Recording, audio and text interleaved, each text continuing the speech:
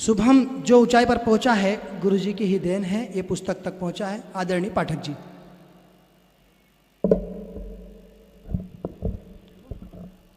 धन्यवाद पवन जी। अगर शुभम का ऐसा मानना है या पवन जी ऐसा बोल रहे हैं तो इसमें निश्चित रूप से मेरा सौभाग्य है। मैं आपके बीच आज इस कार्यक्रम में आकर अपने आप को गौरवान्वित महसूस कर रहा हूं। आप सबकी उपस्थिति में गुरुदेव के आदेश पर यह कार्यक्रम यहाँ हो रहा है, यह भी बहुत अच्छी बात है। हो सकता है इंदौर में ये कार्यक्रम होता, वहाँ 10-20 उसके मिलने वाले, 10-20 मेरे मिलने वाले, 10-20 यहाँ से आप लोग पहुँच जाते और ये कार्यक्रम विमोचन का हो गया होता। लेकिन गुरुदेव का आदेश था और हमारा भी ऐसा मानना था कि ये कार्यक्रम आप लोगों के बीच में, अपने परिवार के लोगों के बीच में, मित्रों के बीच में हो तो इस कार्यक्रम की गरिमा और बढ़ेगी और आप सबका आशीर्वाद इन्हें मिलेगा, शुभम को मिलेगा। तो जैसा कि किताब का विमोचन कार्यक्रम समाप्त हो चुका है, अतिथियों का वक्तव्य चल रहा है। शुभम को कितना आशीर्वाद आपका मिलना है, कितना आशीर्वाद आपको मिलेगा, ये तो वक्त ही बताएगा। और मेरा ऐसा मानना है कि यहाँ बहुत सारे लोग बैठे हैं, एक एक आदमी आके शुभम के सर पे हाथ नहीं फेरेगा आशीर्वाद के लिए, लेकिन आपका आशीर्वाद अगर शुभम को यहाँ इस विमोचन कार्यक्रम में तालियों के रूप में मिले, जोरदार तालियों के बीच में मिले, तो मुझे लगेगा कि ये कार्यक्रम सफल हुआ और आपका आशीर्वाद उससे मिला। और मेरी ऐसी भी धारणा कि आशीर्वाद शुभम के साथ हमेशा जुड़ा रहेगा, क्योंकि साबिर की जो पृष्ठभूमि रही है, मैंने महसूस किया जब शुभम पहली बार मुझसे मिला आकर के, तो मैं भी उससे पहले से कविता लिखता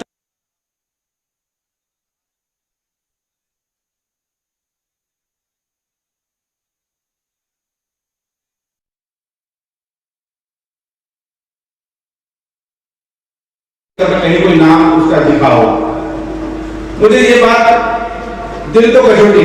मैंने शुभम को इसी बात के लिए उत्साहित, शुभम साबिर कविता के क्षेत्र में शून्य है, अगर तुम मेहनत करोगे तो आज चाहे तो मिल रहा हो शहर का प्यार, शहर का आशीर्वाद, लेकिन एक दिन इस पूरे शहर का आशीर्वाद तुम्हें मिलेगा, इस पूरे शहर का आशीर्वाद तुम्हें मिलेगा, तो मिल रहा है। अब शुभम को जो कविताएं लिखना पढ़ना सीखा है, वो सब मैंने जो अपने गुरु के श्री चरणों में बैठ करके सीखा, वो शुभम तक पहुंचाया। मैं इसमें कितना कामयाब हुआ ये तो भविष्य बताएगा, या इस शुभम की किताब बताएगी, इस किताब को पढ़कर आप देख सकेंगे। लेकिन शुभम ने अपने शहर की विसंगतियां, देश और धर्म संस्कृति पर जो सुधार का कर रहे थे, उन पर इसके मन को कचोटने वाली बातें होती थी, उन पर लिखने की कोशिश करता था शुभम ने। और उसके विरोध में बहुत सारी बातें भी यहाँ हो सकती हैं, लेकिन मैंने उसे कहा, शुभम से बताया हमेशा कि किताब और कविता हमारे बहुत सारे विरोधी हो सकते हैं, लेकिन हमें उसी रास्ते पर कविताएं लिखना पड़ना चाहिए जो इस देश, धर्म और संस्कृति के पक्ष में हो, उसके फायदे के लिए हो, उसके उत्थान के लिए हो। और वो बात इसकी कविता में, इसकी किताब में निश्चित रूप से आपको देखने को मिलेगी, क्योंकि 4 पंक्तियों में आपको कहना चाहता हूँ, बहुत सारा नहीं बोलूंगा मैं। हमारे गुरुदेव जी हमारे बीच बैठे हुए हैं, उनको बहुत सुनना है, बहुत ज्यादा सुनना है। आपको हमारे सौभाग्य की बात है कि हमारे बीच में आज हैं। मैं सिर्फ कुछ पंक्तियां आप तक पहुंचाऊंगा, आपका आशीर्वाद मिले। निवेदन ये है कि तुलसी, सूर, कबीरा, मीरा, गीत। बहुत विरोध शुभम का भी हो सकता हुआ हो इस गांव में, बहुत सारी कुंठाएं, बहुत सारे मन में पीड़ाएं होती थी, जो मुझसे शेयर करता था कि गुरुदेव मुझे ये हो रहा, मुझे वो रहा, मैं कैसे लिखूं, इन विषयों को कैसे लिखूं, देश, धर्म, संस्कृति पर कैसे लिखूं, भगवा पर कैसे लिखूं, देश के आतंकवादियों पर कैसे लिखूं। तब मैंने इसको प्रोत्साहन किया कि नहीं, लिखना तो पड़ेगा, अगर कभी भी इससे पीछे हट जाएगा तो फिर कैसे काम चलेगा। तब मैंने कहने की कोशिश की कि तुलसी, सूर, कबीरा, मीरा, गीत प्यार के सब गाएंगे, इनकलाब को लिखते पढ़ते कवि शायर सब मर जाएंगे, बात काट दो, राह रोक दो, 100 दीवार खड़ी कर दो, पर कविता का परचम हर युग में लहराया है, लहराएंगे। और जो कविता की पंक्तियां प्रेरणा ऐसे देती होंगी शायद, उस तरह की पंक्तियां, 4 पंक्तियां फिर आपके बीच में रखना चाहता हूं मैं, कि दिल की दिल्ली के क्या है वो शुभम, क्या है हम सब कभी किस भाव को जीते हैं और किस भाव के लिए अपना काम करते हैं। दिल की दिल्ली के राजा हम, इस पर राज हमारा है। दिल की दिल्ली के राजा हम, इस पर राज हमारा है। कल था, कल हो या ना हो, पर निश्चित आज हमारा है। कलम हाथ में थमा भगवती, दिल में रहती है हरदम, उसका हाथ रखा है सर पर तो हर ताज हमारा है। मेरी पंक्तियां कविता की यही समाप्त होती है। शुभम ने अपनी चुनिंदा कविताएं आपके बीच में दी। इस कविता की किताब पर बहुत कुछ बोला जा सकता है, लेकिन मैं समय खर्च नहीं करूंगा, आपका समय नहीं लूंगा। जो कुछ है इस किताब में आपको पढ़ना पड़ेगा, आपको इसको लेना पड़ेगा।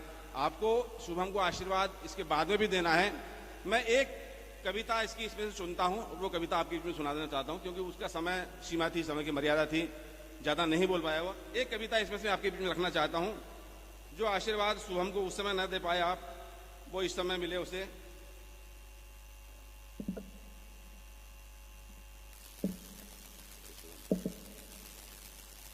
कविता की भाषा, कभी अगर किसी जाति, किसी धर्म, किसी व्यक्ति, किसी राजनीतिक पार्टी से डर करके अपनी बातें लिखने लगे तो वो कभी नहीं होगा। तब शुभम की जो भाषा है, उस भाषा पर मैं कुछ पंक्तियां उसकी कविता चुन करके आपके बीच देना चाहता हूं। ओछी भाषा, आज पूरे देश में यही हो रहा है। वो कन्हैया कुमार इस देश का हीरो बना हुआ है। उसके लोग व्याख्यान करवाते हैं, उद्बोधन करवाते हैं, उसके नारे लगते हैं, उसको वंशमोर के नारे लगते हैं और बड़े बड़े भाषण देता है, यहां तक कि मोदी जी को गाली देता है। तिरंगे और भगवा के प्रति भी अनर्गल बातें करता है। तब मैं कहना चाहता हूं, जो शुभम ने लिखा है इस किताब में कविता है, वो आप तक पहुंचाना चाहता हूं कि ओछी भाषा बोल रहे हो लोकतंत्र के मंदिर में।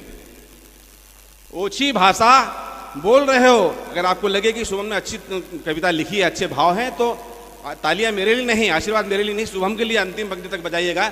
निवेदन ये किया है शुभम ने कि ओछी भाषा बोल रहे हो लोकतंत्र के मंदिर में, क्या भारत के टुकड़े टुकड़े करने वाले हो फिर से?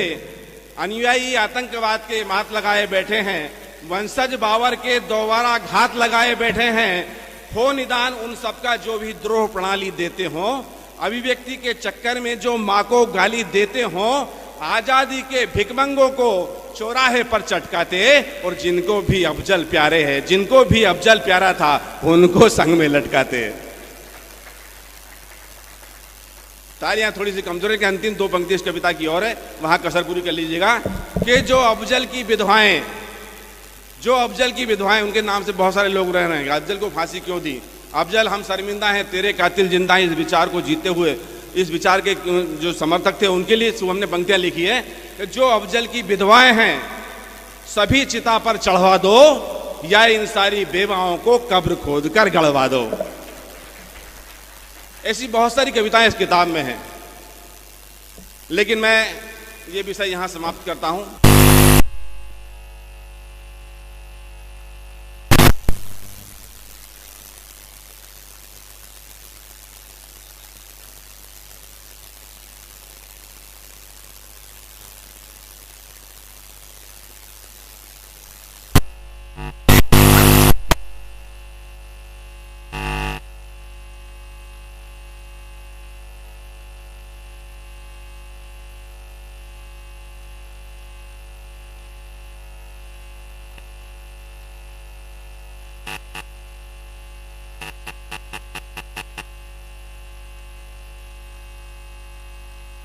राम है।